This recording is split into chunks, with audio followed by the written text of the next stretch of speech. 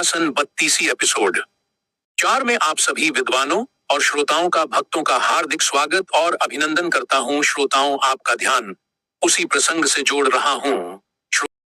तीसरे दिन जब वह सिंहासन पर बैठने को हुआ तो चंद्रकला नाम की तीसरी पुतली ने उसे रोककर कहा, हे राजन, यह क्या करते हो?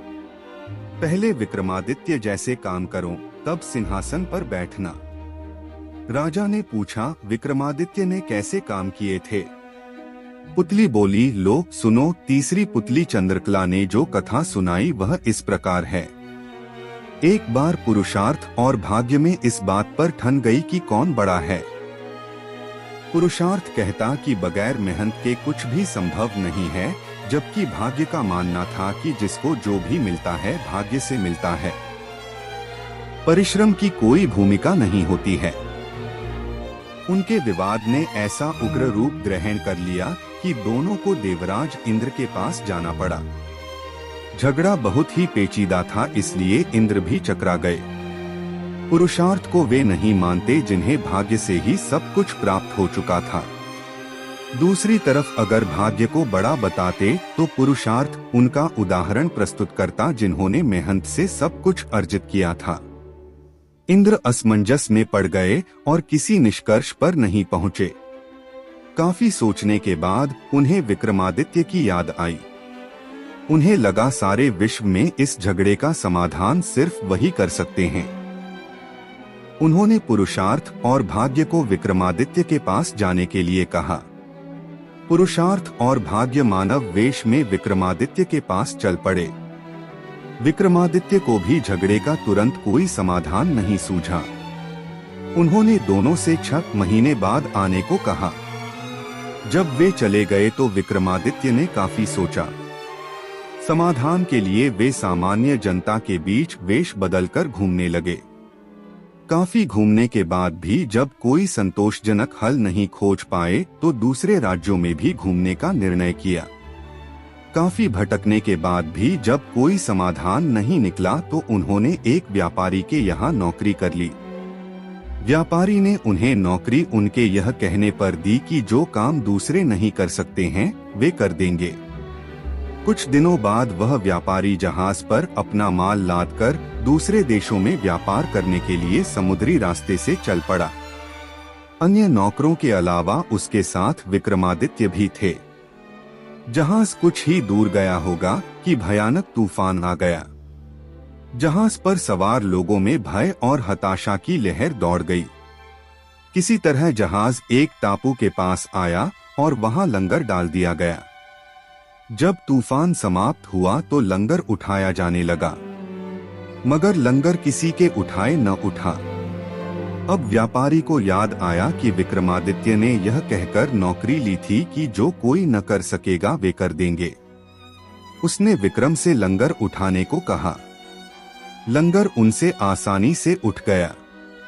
लंगर उठते ही जहाज तेज गति से बढ़ गया, लेकिन टापू पर विक्रमादित्य छूट गए। उनकी समझ में नहीं आया क्या किया जाए। द्वीप पर घूमने फिरने चल पड़े। नगर के द्वार पर एक पट्टिका टंगी थी जिस पर लिखा था कि वहां की राजकुमारी का विवाह पराक्रमी विक्रमादित्य से ही होगा। वे चलते चलते महल तक पहुँचे। राजकुमारी उनका परिचय पाकर खुश हुई और दोनों का विवाह हो गया। कुछ समय बाद वे कुछ सेवकों को साथ ले अपने राज्य की ओर चल पड़े। रास्ते में विश्राम के लिए जहां डेरा डाला वहीं एक सन्यासी से उनकी भेंट हुई।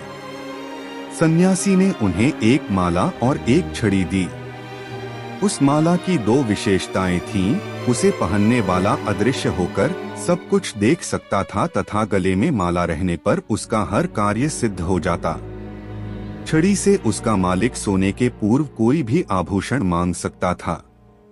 सन्यासी को धन्यवाद देकर विक्रमादित्य अपने राज्य लौटे। एक उद्यान में ठहरकर संग आए सेवकों को वापस भेज दिया तथा अपनी पत्नी को संदेश भिजवाया कि शीघ्र ही वे उसे अपने राज्य बुलवा लेंगे। उद्यान में ही उनकी भेंट एक ब्राह्मण और एक भाट से हुई। वे दोनों काफी समय से उस उद्यान की देखभाल कर रहे थे।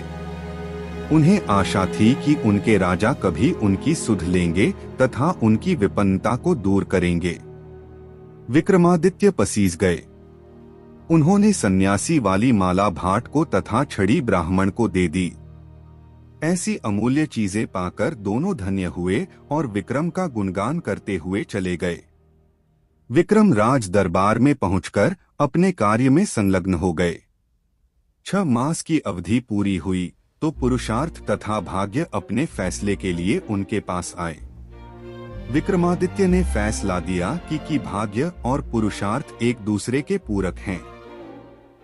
उन्हें छड़ी और माला का उदाहरण याद आया। जो छड़ी और माला उन्हें भाग्य से सन्यासी से प्राप्त हुई थीं, उन्हें ब्राह्मण और भाट ने पुरुषार्थ से प्राप्त किया। पुरुषार्थ और भाग्य पूरी तरह संतुष्ट होकर वहां से चले गए। कहानी सुनाकर पुतली बोली, बोलो राजा, क्या आप में है ऐसा न्यायप्रिय फैसला देने की दक्षता और अमूल्य वस्तुएं दान में देने का हृदय और सामर्थ्य। राजा फिर सोच में पड़ गए और तीसरे दिन भी सिंहासन पर नहीं बैठ सके। चौथे दिन चौथी पुतली कामकंदला ने सुनाई विक्रमादित्य की दानवीरता की कथा।